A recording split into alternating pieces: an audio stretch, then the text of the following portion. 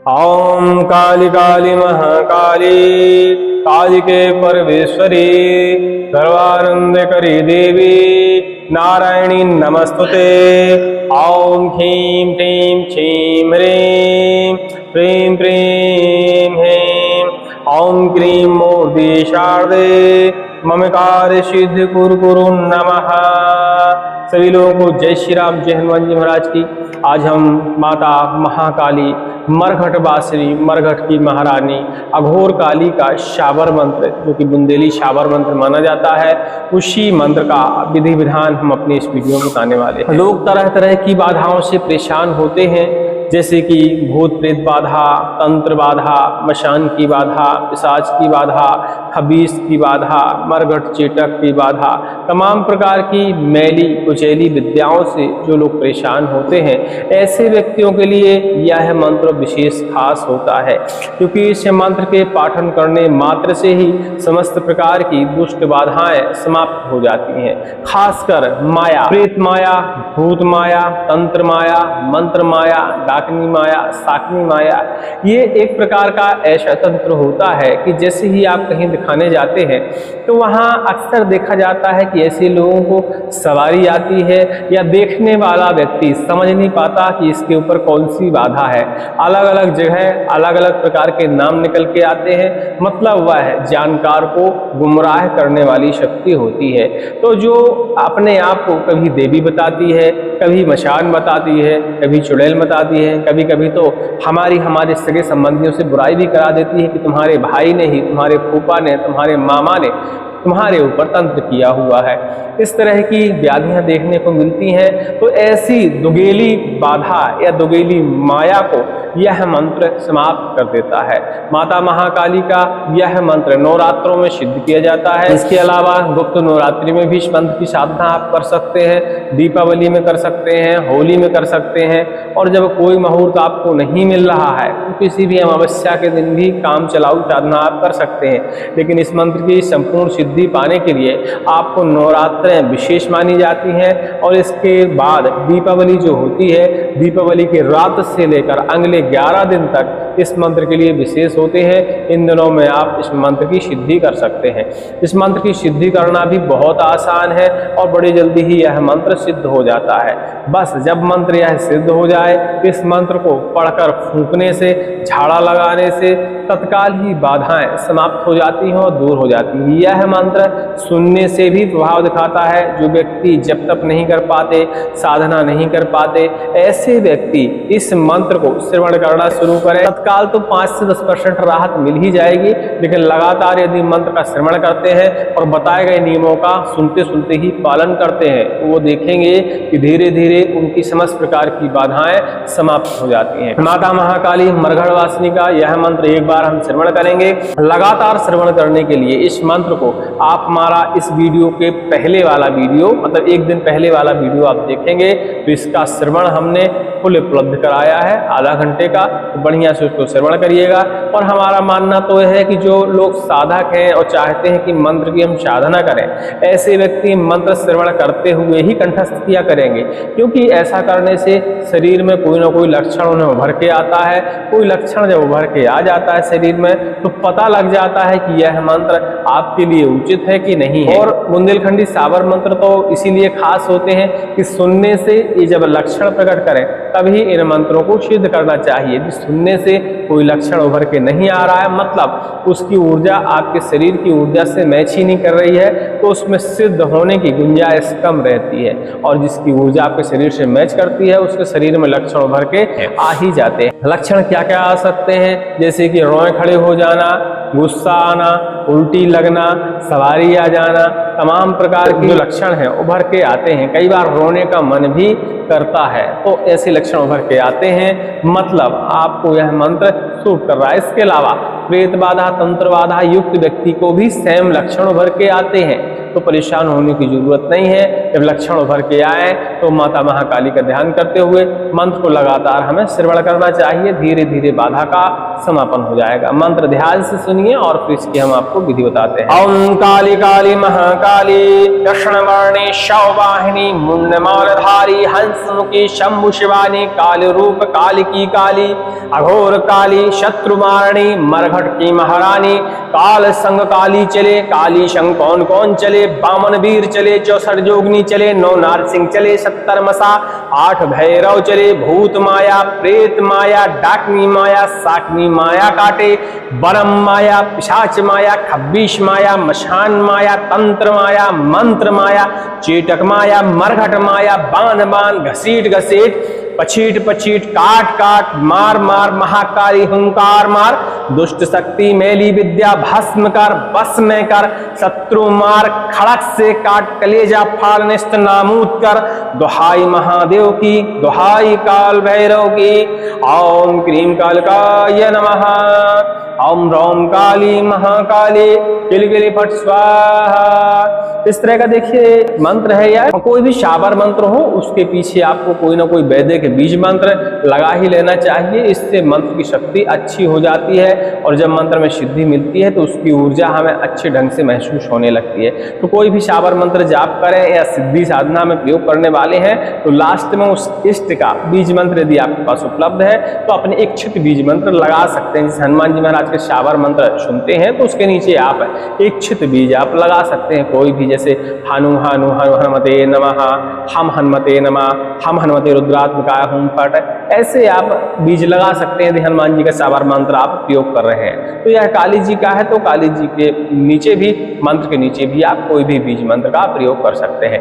मंत्र को पहले कंठस्थ करिए और कंठस्थ करने के बाद इसकी आप साधना सिद्धि करने का प्रयास करिए। लेकिन कंठस्थ करने के बाद अब देखिए साधना सिद्धि के मुहूर्त थोड़ा सा दूर होते हैं। नवरात्रि भी देखिए जैसे अभी 1 महीने बाद है, 1.5 महीने बाद है लगभग। यदि आपने मंत्र सच्चे मन से कंठस्थ किया है और मंत्र के प्रति आपकी श्रद्धा अच्छी है और आपको मंत्र पर विश्वास है तो इस मंत्र को आप बिना सिद्धि किए हुए भी 2 से 5 बार 10 बार 11 बार और किसी को तो 50-60 बार और 100 बार भी आप झाड़ा लगाते हैं तो यह मंत्र प्रभावशील होता है। आपको यह अपना प्रभाव जरूर दिखाएगा और जो भी रोगी होगा जिसके ऊपर भी बाधा होगी उसे आराम तुरंत ही लग जाएगा 5 मिनट के अंदर। तो इस मंत्र का आप बिना सिद्ध किए हुए भी प्रयोग करने का प्रयास कर सकते हैं, क्योंकि कुछ व्यक्ति ऐसे होते हैं जिनके अंदर अपने आप में स्वयं की ऊर्जा इतनी मजबूत होती है कि उन लोगों को मंत्र सिद्ध करने की आवश्यकता नहीं पड़ती है और वो मंत्र को ऐसी कंठस्थ करके ही प्रयोग करते हैं तो मंत्र कार्य कर जाते हैं, सामने वाले को राहत मिल जाती है। इस मंत्र को सिद्ध करने का जो मुहूर्त हमने बताया तो किसी भी मुहूर्त में आप सिद्ध कर रहे हो विधि सबकी सेम ही होती है। माँ भगवती पराशक्ति महाकाली का बढ़िया से चित्र स्थापित कर लीजिए। नवरात्रों में यदि सिद्धि कर रहे हैं तो बहुत अच्छी बात है। नवरात्रों में आपके यहाँ पूजा विस्तारी हुई ही रहती है, जैसे जवाब होना, कलश स्थापना करना, ये तमाम प्रकार की पूजा आपकी पहले से जमी हुई होती है। और सुबह ही जो लोग जमा लेते हैं कलश वगैरह तो शाम के समय ही इस मंत्र की आपको विधि विधान रचना पड़ता है। तो माँ भगवती काली को सूर्य अस्त होने से पहले ही आप उन्हें स्नान ध्यान करा सकते हैं। यदि सुबह स्नान करा दिया है तो कोई दिक्कत नहीं, शाम को आप पुष्प वगैरह चढ़ा सकते हैं और बाकी सारी धूप दीप नैवेद्य सारी चीजें करने के बाद आप इस मंत्र का ध्यान रख सकते हैं। लेकिन आप ये प्रयास करें कि कुशा के सहारे स्नान करवाएं, स्वयं का पवित्रीकरण करें, गंगा जल से स्नान कराएं, दूध दही से स्नान करा सकते हैं और धूप दीप अक्षत पुष्प नैवेद्य सारी चीजें अर्पण करने के बाद अपनी माला का पूजन कर लेंगे, आसन का पूजन कर लेंगे और प्रयास करेंगे कि कोई आसन बंधन मंत्र, घेरा बंधन मंत्र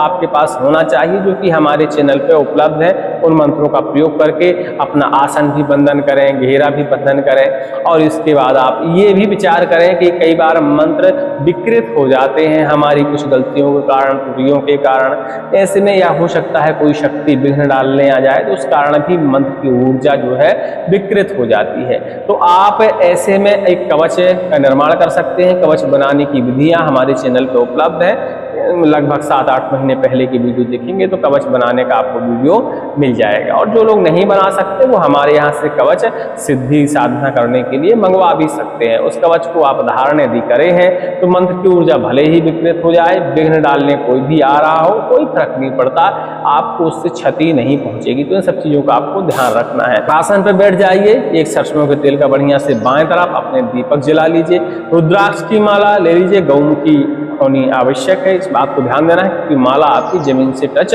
नहीं होनी चाहिए। तो आप रुद्राक्ष की माला से इस मंत्र को जाप करें। 11 माला जाप करना है तो ध्यान दीजिए 5-6 घंटे आपको पक्का लगने वाला है, इससे कम समय तो नहीं लगने वाला है क्योंकि 11 माला बहुत हो जाती है। तो 11 माला इस मंत्र को आपको जाप करना है और ध्यान ये देना है कि मंत्र जब हम जाप करते हैं माँ भगवती पराशक्ति के तो कहीं ना कहीं कोई ना कोई लक्षण, कोई ना कोई उपद्रव हमें समझ में जरूर आता है। तो उसमें घबराने की जरूरत नहीं है। कई बार तो हमें थप्पड़ पड़ने लगते हैं, कोई हमें धक्का देने लगता है, बहुत सारे लक्षण उभर के आते हैं। जब मंत्र में सिद्धि होने वाली होती है उसी क्षण ऐसे लक्षण उभर के आते हैं, तो हमें घबराने की जरूरत नहीं है। माँ पराशक्ति का हम स्मरण कर रहे हैं सावर मंत्र के जरिए, तो स्वाभाविक है माँ शक्ति और माँ शक्ति के गणों के अलावा तो और कोई आ नहीं सकता, तो वो हमें क्षति तो नहीं कतई नहीं पहुंचाएगा। ऐसी हमें श्रद्धा और विश्वास रखना चाहिए। मंत्र की पूरी 11 माला जप करिए। एक अग्नि कुंड बनाइए, खप्पर भी प्रयोग कर ले सकते हैं, वेदी प्रयोग में ले सकते हैं। उसमें पलाश की लकड़ी, नीम की लकड़ी, बरगद की लकड़ी, पीपल की लकड़ी, चंदन की लकड़ी, अद्दा झाड़ा की लकड़ी, गिलोय की लकड़ी, ऐसी आप संविधाओं का उसमें आप प्रयोग कर सकते हैं। उमर की लकड़ी भी विशेष मानी जाती है, तो ऐसी संविधाओं का उसमें प्रयोग करके अग्नि प्रज्वलित करिए। अग्निदेव का भी विधि विधान से पूजन करिए। स्नान, ध्यान, धूप, दीप, तिलक, नैवेद्य, सारी चीजें अर्पण करने के बाद आप इसी मंत्र की आहुतियां उसमें डालना शुरू करिए। लास्ट में ध्यान दीजिएगा बीज मंत्र जरूर लगाइएगा, तो आपके मंत्र की जो ऊर्जा है बहुत अच्छी निकल के आएगी, तो तत्काल प्रभावशील रहेगी। आहुतियां कितनी डालनी है? जैसे आपने 11 माला जप किया तो 11 माला का आप कैलकुलेटर लेके 10% आप निकाल लीजिएगा उसका, और 10% संख्या का ही आपको हवन करना है। और हवन करने के बाद यह मंत्र आपका सिद्ध हो जाता है। वैसे तो बीच में ही आपको कोई ना कोई लक्षण उभर के आ जाता है, मिल जाता है, जिससे आपको एहसास हो जाता है कि हमारा मंत्र सिद्ध हो गया है, लेकिन लक्षण नहीं भी निकल के आता तो परेशान होने की जरूरत नहीं है। आपने पूर्णतः श्रद्धा के साथ कार्य यदि किया है तो आपका मंत्र सिद्ध हो जाता है। 100 में से 10 व्यक्तियों को लक्षण उभर के आते हैं, हर व्यक्ति को आते भी नहीं है। तो यही सोचकर हमें आगे बढ़ जाना है। माता से प्रार्थना करनी है, भगवती से प्रार्थना करनी है कि इन मंत्रों में इतनी शक्ति डाल दें, इतनी ऊर्जा डाल दें कि जिसके ऊपर भी इन मंत्रों का हम पालन करें, फूंक मार दें, जल का छिड़काव कर दें, जिसका भी झाड़ा लगा दें, उसके ऊपर व्याप्त समस्त प्रकार की माया, समस्त प्रकार का चेटक तंत्र, मरघट तंत्र, भूत प्रेत की माया, भूत प्रेत की बाधा, पिशाच की बाधा, मशान की बाधा, जितनी भी दुष्ट बाधाएं होती हैं ये तुरंत ही भस्म हो जाएं। माँ भगवती काली इन सबको बांध के और भस्म कर दें, अपने खप्पर में जला के राख कर दें। ऐसी आपको प्रार्थना करते हुए अपने आसन के नीचे जल छिड़कना है, क्षमा याचना भी करनी है, और उस जल में इस तरह की मुद्रा बना के 3 बार टच करके अपने माथे पे तिलक कर लेना है। इसके बाद अपना आसन आप छोड़ सकते हैं। ध्यान देने वाली बात है कि जिस अग्नि में आपने हवन किया है उसे पूरी तरह समाप्त होने के बाद जो भस्मी बचेगी उसको बढ़िया से आपको कपड़ छन करके या चन्नी के छान के उसे बढ़िया से अपने पास संभाल के रख लेना है। जब भी आपको लगता है कि आपको झाड़ा लगाने की आवश्यकता है किसी के ऊपर, तो गाय के बाल जो होते हैं पूंछ वाले अनावश्यक बाल होते हैं, उनकी बढ़िया से एक रस्सी बनवा लीजिए, उस रस्सी के सहारे आप झाड़ा लगा सकते हैं। मेरे पीछे देखिए सांगीन अस्त्र रखे हैं, इन सांगीन अस्त्रों के सहारे भी आप झाड़ा लगा सकते हैं। इसके अलावा काल दंड से भी, काली दंड से भी आप झाड़ा लगा सकते हैं। और कोई भी सामग्री आपके पास उपलब्ध नहीं है तो उड़द के दाने, राई के दाने, पीली वाली सरसों के दाने, इसी मंत्र को पाठन करते हुए यदि आप प्रहार करेंगे तो भूत प्रेत बाधा या तो बोलने लगेगी या उसी क्षण उस शरीर को छोड़कर चली जाएगी। देखिए झाड़ा फूकी करने के अपने अपने क्षेत्र के अपने अपने अलग अलग तरीके होते हैं। आपको चुनना पड़ेगा कि आपको कौन सा तरीका इस्तेमाल करना है। और जो लोग तरीके का इस्तेमाल नहीं करना चाहते, माँ भगवती काली के इस मंत्र का पाठन करें, जल के छींटे लगाएं, जल में फूंक कर जल को ग्रहण कराएं, इतना ही काफी हो जाता है। लेकिन अब बाधा को हमें संपूर्णतया समाप्त करना है, तो इसके लिए इसी मंत्र का कम से कम 11 बार पाठ करते हुए व्यक्ति के कान में आप फूंक लगाएं, और फूंक लगाने के बाद थोड़े से 1-2 बाल आप कटवा लें और उन बालों को बढ़िया से एक नींबू के अंदर काट कर नींबू के अंदर रख दें और नींबू के ऊपर इसी मंत्र का पाठन करते हुए बढ़िया से धागा मार दें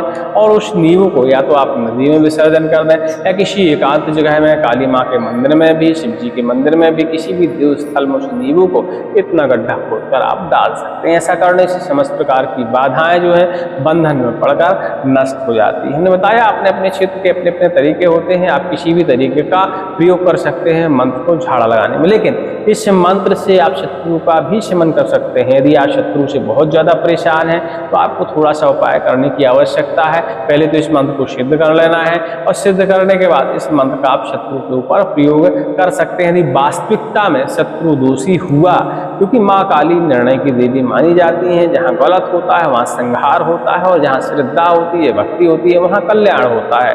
तो ये आपको विचार कर लेना है कि आपका शत्रु वास्तविकता में दोषी है, माँ भगवती का यह मंत्र उस शत्रु को सजा दंड अवश्य ही देंगी। दंड देने के लिए आपको शत्रु के उपयोग की हुई वस्तु की आवश्यकता पड़ती है, जैसे उसके वस्त्र हो सकते हैं, बाएं पैर के नीचे की मिट्टी हो सकती है, नाखून हो सकते हैं, बाल हो सकते हैं। ऐसी कोई भी सामग्री आपके पास होनी अनिवार्य है। ऐसी सामग्री आपके पास है तो उस सामग्री को आप ला लीजिए, एक मिट्टी का पुतला बना लीजिए और मिट्टी के पुतले बनाने के बाद उसके सीने में इस सामग्री थोड़ी मात्रा में आप अंदर भर के और पैक कर दीजिए। आप चाहें तो किसी कपड़े का पुतला भी बना सकते हैं, लेकिन सामग्री उस कपड़े के पुतले के अंदर भी सीने वाले हिस्से में आपको भर देनी है और सिल देना है। इसके बाद विधि विधान से पुतले का पूजन करने के बाद उसके ऊपर मदरा अर्पण करने के बाद इसी मंत्र का पाठन करते हुए उसमें एक लोहे की कील डालकर उसे एक गड्ढे में आपको दफना देना है।